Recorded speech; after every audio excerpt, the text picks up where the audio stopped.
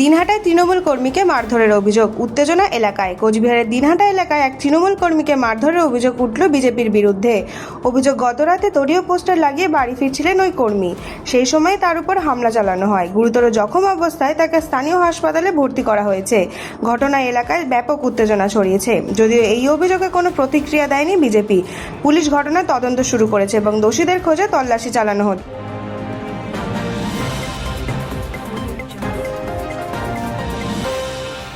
বারুইপুরে ভোটের আগে উত্তেজনা, বিজেপি প্রার্থীর প্রচার ঘিরে সংঘর্ষের অভিযোগ।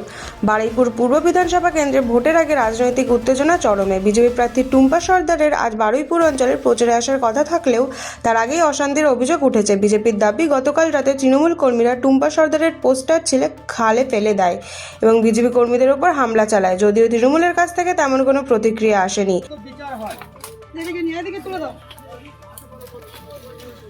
তৃণমূলের এত ভয়, সারা বছর বলছে উন্নয়ন করেছি, মানুষের জন্য সমস্ত সবকিছু কাজ করেছি, মানুষের দরজার কাছে পরিষেবা পৌঁছে দিয়েছি, কিন্তু এত ভয় বিজেপিকে দেখে তৃণমূলের ফ্লেক্স নিয়ে জলে ফেলে দিতে হচ্ছে রাতের অন্ধকারে, চোরের মতো চুরি করে।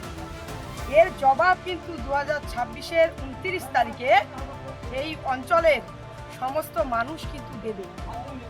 বিজেপির যে প্রতিজ্ঞা মানুষ আজকে নিতে শিখে গেছে, মানুষের মন এবং মানসিকতা, বিশেষ করে এই গ্রামের মা বোনেদের মন মানসিকতার পরিবর্তন হয়েছে।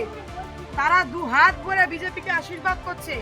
রাতের অন্ধকারে ফ্লেক্স জলে ফেলে দিয়ে বিজেপি কর্মীদেরকে মারধর করে ঝান্ডা ছিঁড়ে ফেলে কোনো লাভ হবে না। এই সমস্ত করে বিজেপিকে আটকে কেউ কখনো রাখতে পারেনি, আর তৃণমূল কখনো আটকে রাখতে পারবেও না।